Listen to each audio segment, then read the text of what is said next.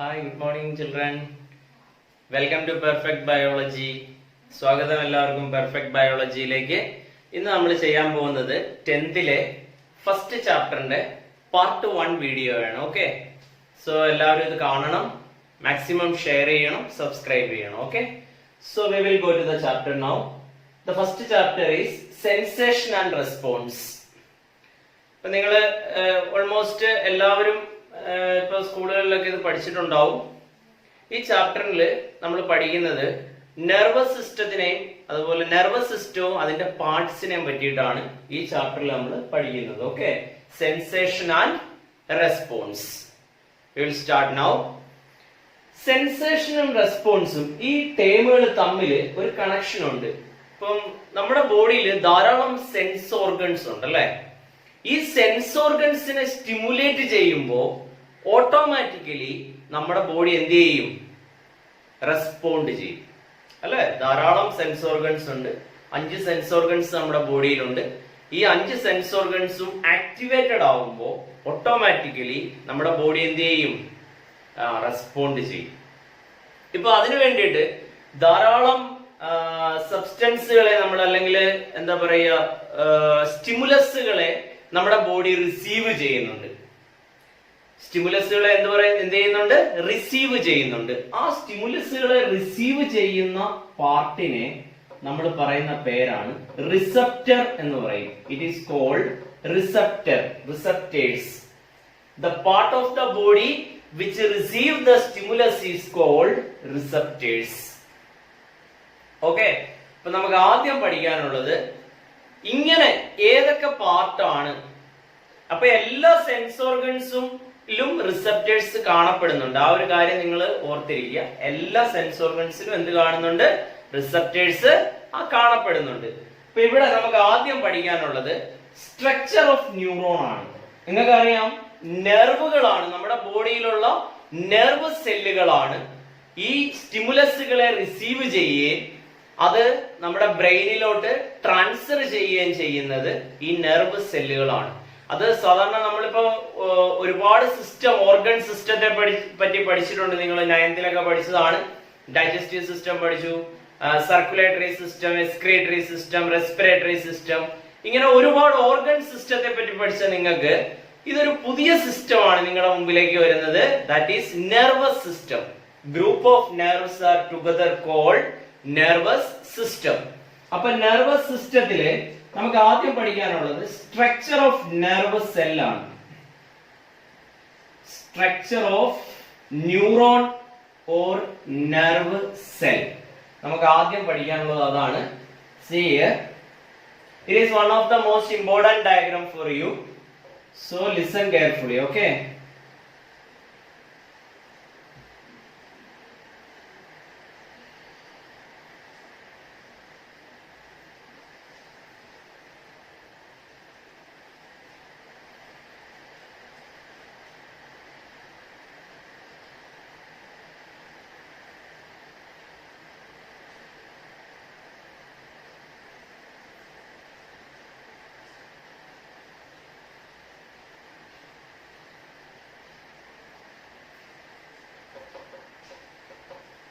പഠിക്കണം നിങ്ങൾ ഈ കൂട്ടത്തിൽ കേട്ടോ, വരച്ച്.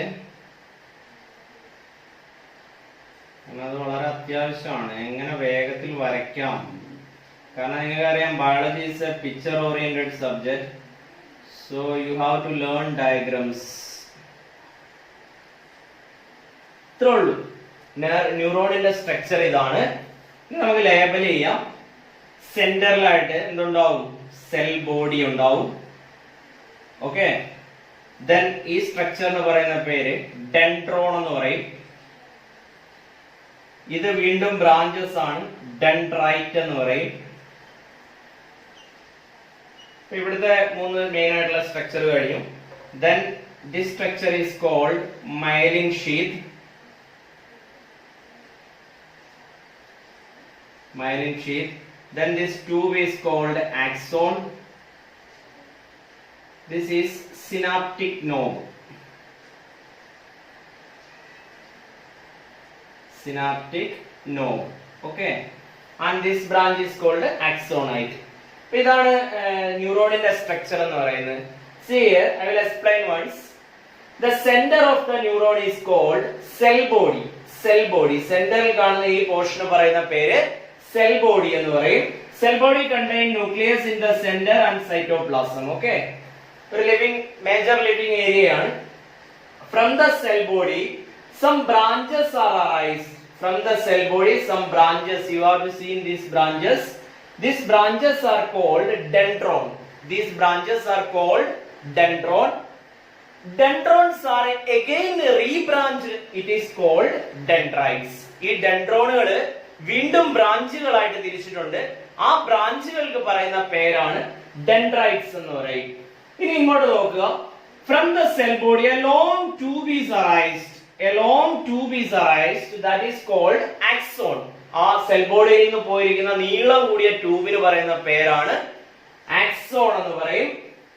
Axon is covered with one of the important structure of the neuron. Axon is covered with a covering structure called myelin sheath. That structure is called myelin sheath. Axon is covered with an important structure that is called myelin sheath.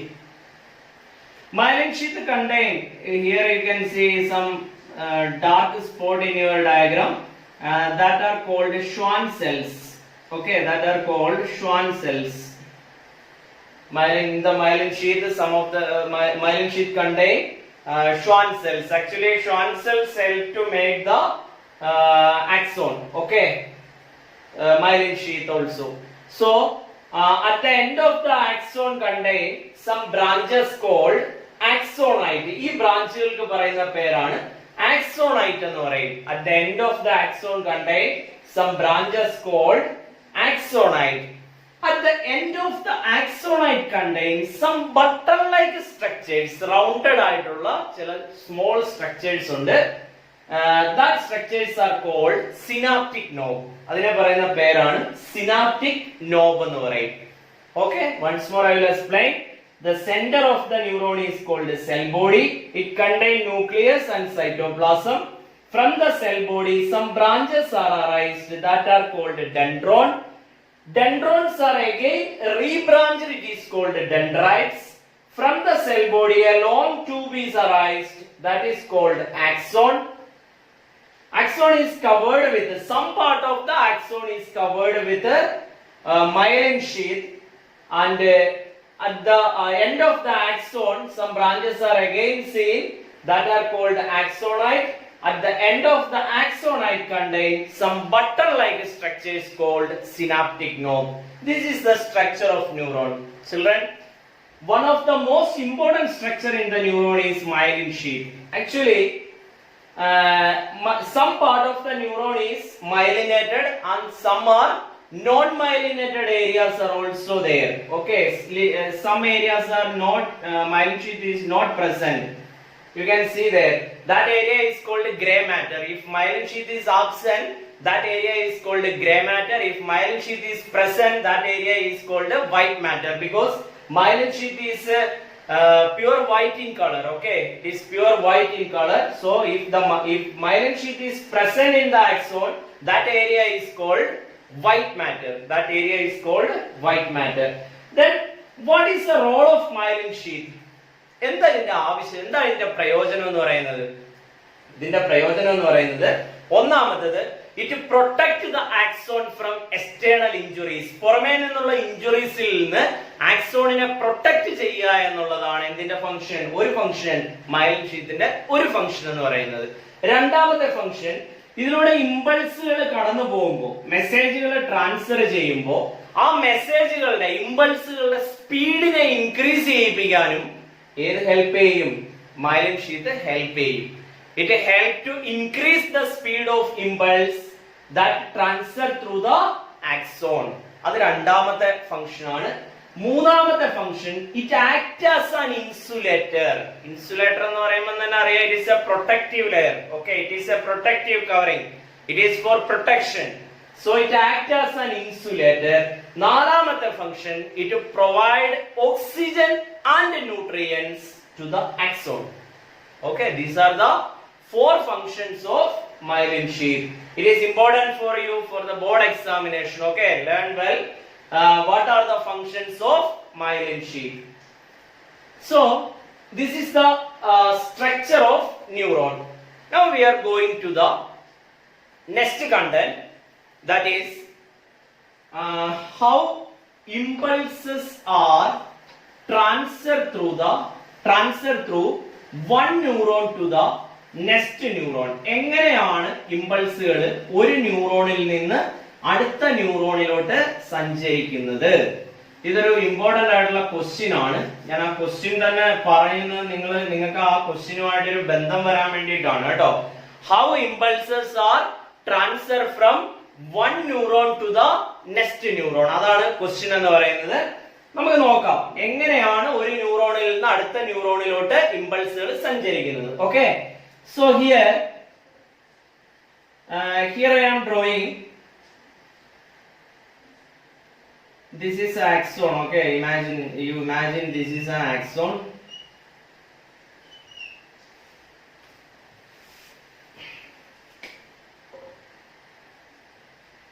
This is axon. This is synaptic knob, axonite and synaptic knob.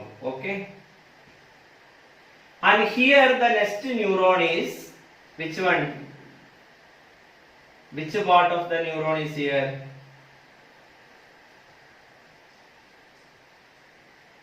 Okay, axon, dendrite.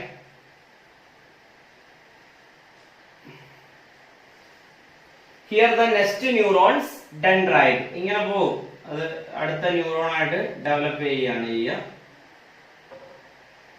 Okay, അത് നിങ്ങൾക്ക് മനസ്സിലാകാൻ വേണ്ടി ഞാൻ ഇട്ടു എന്നുള്ളതേ ഉള്ളൂ. ഇതൊരു ന്യൂറോണിന്റെ ആണ്, ഇത് വേറൊരു ന്യൂറോണിന്റെ ആണ്. റഫായിട്ട് വരയ്ക്കുകയാണ് നിങ്ങൾക്ക് മനസ്സിലാകാൻ വേണ്ടിയിട്ടാണ്. ഓക്കെ, ഇതൊരു ന്യൂറോൺ, ഇത് അടുത്ത ന്യൂറോൺ. ഇങ്ങനെ ന്യൂറോണുകള് ഇങ്ങനെ നീണ്ടു പോവുകയാണ് കേട്ടോ, ഒരു ചെയിൻ പോലെ പോവുകയാണ്. അപ്പൊ ഈ ന്യൂറോണിൽ നിന്ന് മെസ്സേജുകൾ ഇങ്ങനെ ട്രാൻസ്ഫർ ചെയ്യുന്നു. ട്രാൻസ്ഫർ ചെയ്ത് it is reached in the synaptic knob. നിങ്ങൾക്ക് മനസ്സിലായല്ലോ. ഇപ്പൊ രണ്ട് ന്യൂറോണുകൾ, ഇവിടെ ഒരു പ്രത്യേകത നിങ്ങൾക്ക് കാണാം. ഈ രണ്ട് ന്യൂറോണുകൾ തമ്മിൽ ഒരിക്കലും ടച്ച് ചെയ്തിട്ടില്ല. അപ്പൊ ഇവിടെ ഒരു ഗ്യാപ്പ് ഉണ്ട് അല്ലെ. It is A junction between the two neurons. ഇതൊരു ജംഗ്ഷൻ ആണ്. രണ്ട് ന്യൂറോണുകൾ തമ്മിൽ തൊട്ടിട്ടില്ല, പക്ഷെ അവിടെ ഒരു ചെറിയ ഗ്യാപ്പ് ഉണ്ട്. ആ ജംഗ്ഷന് പറയുന്ന പേരാണ് സിനാപ്സ് എന്ന് പറയും. It is called synapse. It is the junction between two neurons. അവിടെ ഒരു ക്യാവിറ്റി കാണുന്നുണ്ട് കേട്ടോ. It is a large cavity there. ഒരു കുഴിവാണ് അവിടെ. ആ കുഴിവിന് പറയുന്ന പേര് സിനാപ്റ്റിക് ക്ലെഫ്റ്റ് എന്നാണ് പറയുക. It is called synaptic cleft. Okay, that cavity is called synaptic cleft and the junction between the two neurons is called synapse. ഇനി പറയുന്ന കാര്യം വളരെ ശ്രദ്ധിച്ച് കേൾക്കുക. When the impulses are reached into the synaptic knob, how they will move to the next neuron's dendrite. അല്ലേ, ഇവിടെ എത്തിക്കഴിഞ്ഞാൽ അടുത്ത ന്യൂറോണിന്റെ ഡെൻഡ്രൈറ്റിലോട്ട് അതിന് കടക്കണം. ഇങ്ങനെ കടന്ന് വേണം at last it reach to the brain അല്ലേ. അപ്പൊ അത് എങ്ങനെയാണ് ഒരു ന്യൂറോണിന്റെ സിനാപ്റ്റിക് നോബിൽ നിന്ന് അടുത്ത ന്യൂറോണിന്റെ ഡെൻഡ്രൈറ്റിലോട്ട് പോകുന്നത്? ഇതാണ് ഇതിന്റെ ആൻസർ ആണ് ഞാൻ ഇപ്പൊ ചോദിച്ച question. How the impulses are transfer from one neuron to the next neuron എന്ന് ഞാൻ ചോദിച്ചത്. അപ്പൊ നമ്മൾ പറയുകയാണ്, അതിന്റെ ആൻസർ പറയാൻ പോവുകയാണ്. The synaptic knob contain A neuro transmitter. The synaptic knob contain A neuro transmitter called acetylcholine. ആ ന്യൂറോ ട്രാൻസ്മിറ്ററിന്റെ പേരെന്താണ്? അസറ്റൈൽകൊളീൻ എന്ന് പറയുന്ന ഒരു ന്യൂറോ ട്രാൻസ്മിറ്റർ എവിടെ കാണുന്നുണ്ട്? സിനാപ്റ്റിക് നോബിൽ കാണുന്നുണ്ട്. മീൻസ് ന്യൂറൽ കോർഡിനേഷനെ കൺട്രോൾ ചെയ്യുന്ന ഒരു ന്യൂറോ ട്രാൻസ്മിറ്റർ ആണ് acetylcholine. Okay, so this when the impulses reach inside the synaptic knob, the synaptic knob becomes stimulated and it produces the neurotransmitter acetylcholine into the synapse. സിനാപ്സിലേക്ക് എന്ത് ചെയ്യും? ഈ acetyl choline എന്ന് പറയുന്ന രാസവസ്തു നാഡീയ പ്രേക്ഷകം എന്നാണ് കേട്ടോ. ന്യൂറോ ട്രാൻസ്മിറ്ററിന്റെ മലയാളം നാഡീയ പ്രേക്ഷകം എന്നാണ്. സോ ഈ ന്യൂറോ ട്രാൻസ്മിറ്ററിനെ ഈ സിനാപ്സ് എന്ന് പറയുന്ന ഈ ഗ്യാപ്പിലോട്ട് പ്രൊഡ്യൂസ് ചെയ്ത് അവിടെ ഒരു മീഡിയം ക്രിയേറ്റ് ചെയ്യും. എന്ന് പറഞ്ഞാൽ ആ ഗ്യാപ്പിനെ അങ്ങ് ഫില്ല് ചെയ്യും. നമ്മൾ ഈ ഇഷ്ടിക വെച്ചിട്ട് അതിനിടെ രണ്ട് ഇഷ്ടിക തമ്മിലുള്ള ഗ്യാപ്പ് ഫില്ല് ചെയ്യുന്ന സിമന്റ് കൊണ്ടല്ലേ, അതുപോലെ ഇത് തമ്മിലുള്ള ഗ്യാപ്പിനെ എന്തുപയോഗിച്ച് ഫില്ല് ചെയ്യും? ഈ അസറ്റൈൽ കൊളീൻ ഉപയോഗിച്ച് ഫില്ല് ചെയ്ത് കഴിയുമ്പോ ഓട്ടോമാറ്റിക്കലി ഈ രണ്ട് ന്യൂറോണുകൾ തമ്മിൽ കണക്ഷൻ ആയി അല്ലേ. So that impulse is easily transmitted from the synaptic knob through the acetyl choline into the dendrite. മനസ്സിലായോ നിങ്ങൾക്ക്? ഒന്നുകൂടെ ഞാൻ പറയാം. When the impulses are reached inside the synaptic knob becomes stimulated and it produces acetylcholine, a neurotransmitter, into the synapse. So that neurotransmitter acts as a medium for transferring the impulse from the synaptic knob to the next neuron's dendrite. Okay, I hope you understood. So ഇതിനകത്ത് നിങ്ങൾ പഠിക്കേണ്ടത് രണ്ട് കാര്യങ്ങളാണ്. One is synapse and other is how the impulses are transferred from one neuron to the next neuron. എന്താണ് synapse? Synapse എന്ന് പറഞ്ഞാൽ എന്താ? It is the junction between two neurons. ഒരു ജംഗ്ഷൻ ആണ് അത്. സിനാപ്റ്റിക് ക്ലെഫ്റ്റ് എന്ന് പറഞ്ഞാൽ ആ ക്യാവിറ്റി ആണ്, ആ കുഴിക്ക് പറയുന്ന പേരാണ് synaptic cleft എന്ന്. Okay, I hope you understood this. Next we will learn generation and transmission of impulse. എങ്ങനെയാണ് ഈ സ്റ്റിമുലസ് ജനറേറ്റ് ചെയ്യുന്നത്, എങ്ങനെയാണ് ഇത് ട്രാൻസ്മിറ്റ് ചെയ്യുന്നത് എന്നുള്ളതാണ് അടുത്തത് പഠിക്കാനുള്ളത്. Okay, generation and transmission of impulse. Generation and transmission of impulse.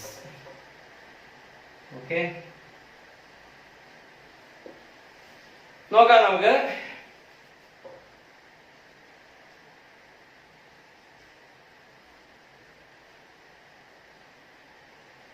ഞാനിവിടെ മെമ്പറൈൻ, പ്ലാസ്മ മെമ്പറൈൻ വരയ്ക്കുകയാണ്. ഇതിന്റെ അപ്പർ ആൻഡ് ലോവർ സൈഡിൽ ഞാൻ ചാർജും കൂടെ നോട്ട് ചെയ്യുന്നുണ്ട് കേട്ടോ. എവിടെയാണ് പോസിറ്റീവ് ചാർജ്, എവിടെയാണ് നെഗറ്റീവ് ചാർജ് എന്നും കൂടെ നോട്ട് ചെയ്യുന്നുണ്ട്. ഇതിവിടെ അതുപോലെ തന്നെ വരും.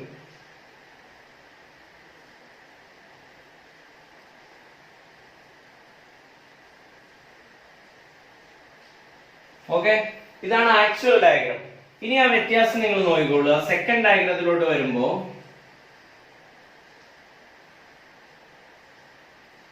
ഇപ്പം ഇവിടെ പോസിറ്റീവ് ചാർജും ഇവിടെ പോസിറ്റീവ് ഇവിടെ നെഗറ്റീവ് ആണെന്ന് വിചാരിക്കാം. ഈ ഭാഗത്തിന്റെ എവിടെയാണോ സ്റ്റിമുലസിനെ റിസീവ് ചെയ്യുന്ന ഏരിയ, ഇപ്പൊ ഈ ഭാഗത്ത് സ്റ്റിമുലസിനെ റിസീവ് ചെയ്യുകയാണെങ്കിൽ ഈ ചാർജുകൾ ഇന്റർ കൺവേർഷൻ നടക്കും. എന്ന് പറഞ്ഞാൽ when the stimulus is absorbed in this area or received in this area, this charge become automatically replaced here. Negative charge will come outer and positive charge will come inside. Okay, so charge in the inter conversion നടക്കും. Actually sodium ions ഉം potassium ions ഉം ആണ് ഈ charge കൊടുക്കുന്നത്. Sodium അയോൺസും potassium അയോൺസും ആണ് പോസിറ്റീവും നെഗറ്റീവും charge കൊടുക്കുന്നത്. നോർമലി പോസിറ്റീവ് ചാർജ് ഔട്ട്സൈഡില്, മെമ്പറൈന്റെ ഔട്ട്സൈഡിലും നെഗറ്റീവ് ചാർജ് ഇൻസൈഡിലുമാണ് കാണുന്നത്. എങ്ങനെയാണ് ഇമ്പൾസുകൾ ജനറേറ്റ് ചെയ്യുന്നതെന്നാണ് ഞാൻ പറയുന്നത്. നമ്മൾ സ്റ്റിമുലസിനെ നെർവ് സെല്ല് റിസീവ് ചെയ്ത് കഴിഞ്ഞാൽ ആ റിസീവ് ചെയ്യുന്ന പോർഷനിലെ ചാർജിന് ഇന്റർ കൺവേർഷൻ നടക്കും, നേരെ തിരിയും charge. So this area, the first impulse become formed. Okay, ആ ഏരിയയിൽ ചാർജിന് എവിടെയാണോ ഇന്റർ കൺവേർഷൻ നടക്കുന്നത് അവിടെ വെച്ച് ഇമ്പൾസിന്റെ ഫോർമേഷൻ നടക്കും. ഇനി ഇമ്പൾസ് ഇങ്ങനെ മൂവ് ചെയ്യുന്നതിനനുസരിച്ച് ഈ ചാർജ് ഓട്ടോമാറ്റിക്കലി മാറിക്കൊണ്ടിരിക്കും. നെഗറ്റീവ് ഗോയിങ് ടു, അപ്പൊ ഇവിടെ പഴയ പോലെ ആവും കേട്ടോ. ഇത് മൂവ് ചെയ്ത് പോകുമ്പോൾ പഴയ അവസ്ഥയിലേക്ക് വീണ്ടും തിരിച്ചു വരും ഇവിടെ. അപ്പൊ ഇതാണ് ഇതിന്റെ ഒരു പ്രത്യേകത എന്ന് പറയുന്നത്. ഇമ്പൾസിന്റെ ഫോർമേഷൻ നടക്കുന്ന സമയത്ത് ചാർജിന്റെ ഇന്റർ കൺവേർഷൻ, അതാണ് ജനറേഷൻ ഓഫ് ഇമ്പൾസ് എന്ന് പറയുന്നത്. ഇനി അടുത്ത ട്രാൻസ്മിഷൻ എന്ന് പറയുന്നത് when the impulse move through the membrane, ആ മൂവിംഗ് പ്ലേസുകളിലെല്ലാം ചാർജിന്റെ ഇന്റർ കൺവേർഷൻ നടക്കും. എന്നാ മാത്രമേ ചാർജ് മാറിയാൽ മാത്രമേ ഇതിങ്ങനെ മൂവ് ചെയ്ത് പോവുള്ളൂ. പോസിറ്റീവ് ഇന്നറിലോട്ടും നെഗറ്റീവ് ഔട്ടറിലോട്ടും പോകുന്ന സ്ഥലത്ത് വീണ്ടും ഇമ്പൾസ് മൂവ് ചെയ്യും. ആ ഇമ്പൾസ് മൂവ് ചെയ്ത് കഴിയുമ്പോൾ പഴയ സ്ഥലമൊക്കെ പഴയ അവസ്ഥയിലേക്ക് തിരിച്ചു പോകും. പോസിറ്റീവ് ചാർജ് ഔട്ട്സൈഡിലോട്ടും പോകും, നെഗറ്റീവ് ചാർജ് ഇൻസൈഡിലോട്ടും വരും. ഇതാണ് generation and transmission of impulse എന്ന് പറയുന്നത്. It is also important. So how the impulse become, how the stimulus impulse become formed here, when the stimulus is received in the any part of the membrane, in that area interconversion of charge take place. Suddenly the impulse become formed there. When the impulse is moving through the membrane, at that time the moving area interconversion of charge take place. Okay, so this is called generation and transmission of impulse. മനസ്സിലായോ നിങ്ങൾക്ക്? ഇനി നമുക്ക് ഒരു കണ്ടന്റും കൂടെ പഠിച്ചിട്ട് നമുക്ക് ഈ first part complete ചെയ്യാം. That is types of nerve. അത് കഴിഞ്ഞ് പിന്നെ നമുക്ക് പഠിക്കാനുള്ളത് ബ്രെയിൻ ആണ്. ബ്രെയിൻ പാർട്ട് 2 ആയിട്ടാണ് വരിക. നിങ്ങൾക്ക് കിട്ടുക വീഡിയോ പാർട്ട് 2 ആയിട്ടായിരിക്കും. Okay, so types of nerve. Okay, there are 3 types of nerve. One is called sensory nerve. Second one is called motor nerve. Third one is called mixed nerve. ഇങ്ങനെ 3 type നെർവുകൾ ഉണ്ടാവും. Sensory nerve, motor nerve and mixed nerve. എന്താണ് sensory nerve എന്ന് പറഞ്ഞാൽ? Sensory nerve എന്ന് പറഞ്ഞാൽ it is made up of sensory nerve fibres. അത് ഉണ്ടാക്കിയിരിക്കുന്നത് sensory nerve fibres കൊണ്ടാണ്. അതിന്റെ ഫംഗ്ഷൻ ആണ് ഇമ്പോർട്ടന്റ് എന്ന് പറയുന്നത്. ഓർത്തിരുന്നോണം, it carry impulse from the sense organ to the brain. Sense ഓർഗൻസിൽ നിന്ന് ബ്രെയിനിലോട്ട് ഇമ്പൾസുകളെ ക്യാരി ചെയ്യുന്ന നെർവുകളെയാണ് എന്ത് പറയുക? സെൻസറി നെർവ് എന്ന് പറയുന്നത്. Next is motor nerve. It is made up of motor nerve fibers. What is its function? Reverse function ആണ്. എന്താണ്?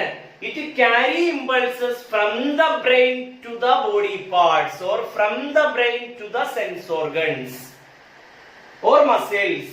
എങ്ങോട്ട് വേണേലും പറയാം. അതിനെയാണ് മോട്ടോർ നെർവ് എന്ന് പറയുക. എന്താണ് മോട്ടോർ നെർവ് എന്ന് പറഞ്ഞാൽ? It is made up of motor nerve fibers. It carry impulse from the brain to the body parts. Okay, ബ്രെയിനിൽ നിന്ന് ബോഡിയുടെ പല ഭാഗങ്ങളിലോട്ടും മെസ്സേജുകളെ എത്തിക്കുന്ന നെർവാണ് ഏത്? മോട്ടോർ നെർവ് എന്ന് പറയുന്നത്. Okay, and mixed nerve. Mixed nerve എന്ന് കേൾക്കുമ്പോൾ തന്നെ നിങ്ങൾക്ക് അറിയാം, ഇറ്റ് ക്യാരി മിക്സഡ് ഫംഗ്ഷൻ അല്ലെ, both function. It carry the both functions. It carry impulses to the brain and it carry impulse from the brain to the body parts. It is also made up of sensory and motor nerve fibers. ഈ 2 തരത്തിലുള്ള nerve ഫൈബേഴ്സും കൊണ്ടാണ് ഏതുണ്ടാക്കിയിരിക്കുന്നത്? Mixed nerve ഉണ്ടാക്കിയിരിക്കുന്നത്. Okay, so these are the 3 types of nerve and it's functions. So നമ്മൾ ഇന്ന് പഠിച്ചത് എന്തൊക്കെയായിരുന്നു? ഒന്ന് receptor, സ്റ്റിമുലസിനെ receive ചെയ്യുന്ന പാർട്ടിനെയാണ് നമ്മൾ റിസപ്റ്റർ എന്ന് പറയുക. പിന്നെ അത് കഴിഞ്ഞ് നമ്മൾ സ്ട്രക്ചർ ഓഫ് ന്യൂറോൺ പഠിച്ചു. Then how the impulse passed from one neuron to the next neuron, അതിന്റെ ആൻസർ പഠിച്ചു. സിനാപ്സ് എന്താണെന്ന് പഠിച്ചു. അതിനുശേഷം എന്താ generation and transmission of impulse പഠിച്ചു. Then the last content we learned types of nerve. Okay, എല്ലാവർക്കും ഇത് മനസ്സിലായി എന്ന് ഞാൻ വിശ്വസിക്കുകയാണ്. അടുത്ത വീഡിയോ അടുത്ത ദിവസം വരുന്നതായിരിക്കും. ഇതിന്റെ നിങ്ങൾ എല്ലാവരും ഇത് കാണണം. തീർച്ചയായിട്ടും നിങ്ങൾക്ക് വീഡിയോ ഇഷ്ടപ്പെട്ടാൽ എന്ത് ചെയ്യുക? ലൈക്ക് ചെയ്യുക, ഷെയർ ചെയ്യുക, സബ്സ്ക്രൈബ് ചെയ്യുക. Okay, by.